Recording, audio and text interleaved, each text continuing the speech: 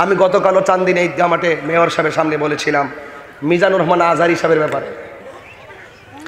আমি বলছিলাম না এগুলো বলবেন না কিছু, আমি পরামর্শস্বরূপ কথা বলি। আমার এখানে ফ্রেন্ড আছে যারা আমাকে ঘৃণা করে, তাদেরকে নিয়ে ভাবার টাইম আমার নাই। যারা আমাকে ভালোবাসে তাদেরকে নিয়ে আমি ব্যস্ত থাকি। তো সেই ভালোবাসার মানুষগুলোর আমি আজকে এখান থেকে একটা পরামর্শ দিতে চাই। আপনারা পাবলিক কখনো কোনো আলেমদের বিরুদ্ধে ফেসবুকে বাজে কমেন্টস করবেন না। আপনার ধর্ম সম্পর্কে আরো জানতে হবে। যদি আলেমদেরকে কিছু বলতে হয় আলেমরাই বলবে। এই জন্য আমি একজন নগণ্য খাদেম হিসাবে বলতে চাই, মিজানুর রহমান আজহারী হইল আমার ছোট ভাইয়ের ক্লাসমেট। এই জন্য আমি তার তুমি করে পরামর্শমূলক কথা বলি। অনেকে বলবেন যে উনি এত বড় ডিগ্রিধারী। আরে বাবা, মানলাম ইয়ারহাম সাগীরানা ওয়া আলাম ইয়াকির কাবীরানা ফালাইসা মিন্না। বড়দেরকে সম্মান করতে হবে, ছোটদেরকে মায়া করতে হবে। ওই মায়া করেই বলতেছি মিজানকে, যেহেতু আমার বয়সে ছোট, আমি তো শাসন করার অধিকার রাখি। কথা বলেন ঠিক কিনা বলেন? সন্তান ম্যাজিস্ট্রেট হলে বাপের কাছে সন্তান ম্যাজিস্ট্রেট না, বড় ভাই ম্যাজিস্ট্রেট, ছোট ভাই ম্যাজিস্ট্রেট হলে বড় ভাইয়ের কাছে ছোট ভাই ম্যাজিস্ট্রেট না। এটা ভাই ভাইয়ের সম্পর্ক। তবে একটা কথা বলি, একটা বক্তা মাঠে তৈরি হইতে 30 বছর সময় লাগে। মিজানুর রহমান সাহেব উনি পড়াশোনা বাহির থেকে করে আসছে, ওনার কি সময় লাগছে না? টাকা খরচ হয়েছে না? মেধা কাজে লাগছে না? আমি চাই আপনার এই সম্মানটা আপনি ধরে রাখেন। আপনি যে এত জ্ঞানী হওয়া সত্ত্বেও আপনার কথা যদি সহজে পাবলিক পর্যন্ত ভুল ধরে ফেলে, তাহলে তো আপনার জ্ঞানের মূল্য থাকবে না রে ভাই। আপনি একবার মা খাদিজাতুল কুবরাকে নিয়ে কটূক্তি করছেন, আপনাকে দিতে জাতি এটা আশা করে না যে আপনি ভুল করবেন আবার আইসা 2 দিন পরে ক্ষমা চাইবেন। এটা জাতি আশা করে না। কথা বোঝেন নাই? তো এই জন্য আপনাকে কথা বলতে একটু সাবধানে কথা বলতে হবে। আমি চাই আপনার মতন লোক আমাদের প্রয়োজন।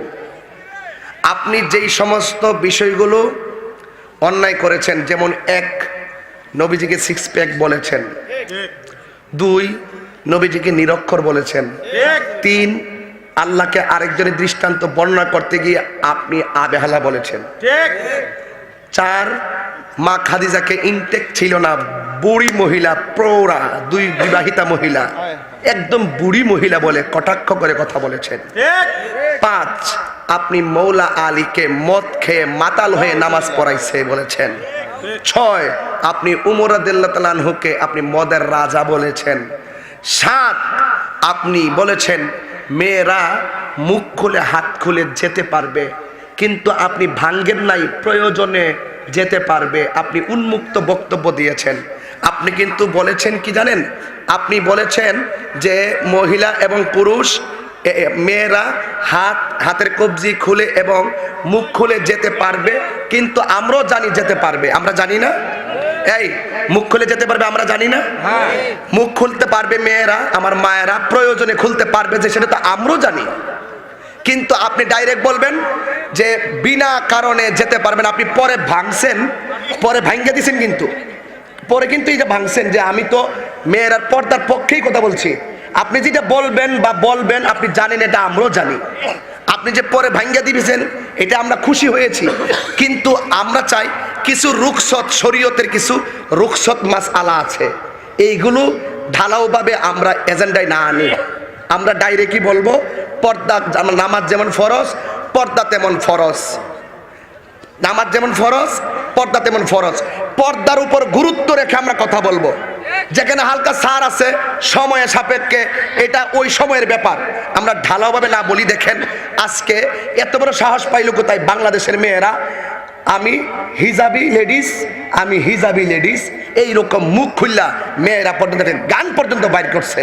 এই সমস্ত আমরা যদি প্রয়োজনে খোলা রাখতে পারে বলবো, কিন্তু সময়টাকে আমরা অত্যন্ত ওই সময়ের জন্য রেখে দিব, ঢালাওভাবে আমরা বলবো না। আমিও জানি যে আপনি জানেন পর্দা করা ফরজ, আপনি এটার পক্ষে। আমি এমন বক্তব্য দিতে চাই যে এই বক্তব্যটা যেন মানুষ নিয়ে কোনো বিভ্রান্ত করতে না পারে। আমাকে একটু সাবধানতা অবলম্বন করতে হবে। কথা বলেন না কেন? আর আপনাদের অন্ধভক্ত আছেন, আপনাদেরকে তো আমরা চিনি। আপনারা কি তাহিরি যদি নবীর বিরুদ্ধে কথাও তাহিরির আমি ভালোবাসি, আমি তার গান গামো, এটা ইম্পসিবল। আমি নবীর বিরুদ্ধে কথা বলে আপনারা আমাকে ধরবেন, প্রয়োজন আমাকে বয়কট করবেন। বা 92% যার ভালো, 8% খারাপ হলে আপনি বলবেন এটা খারাপ হয়েছে।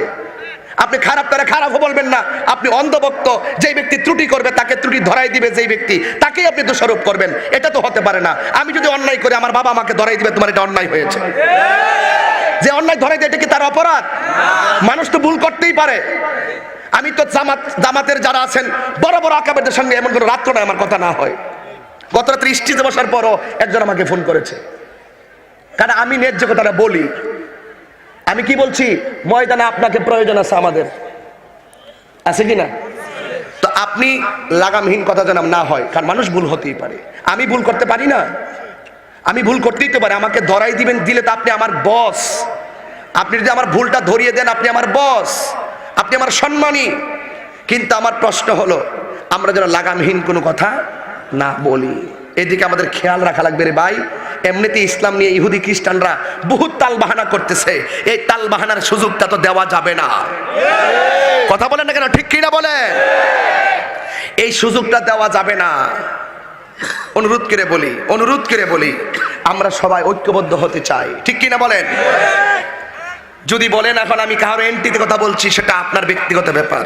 আমি এন্টি তো নয়, আমি সামাজিকভাবে কথা বলেছি। কথা বলেন, ঠিক কিনা বলেন? এই জন্য অনুরোধ করে বলি,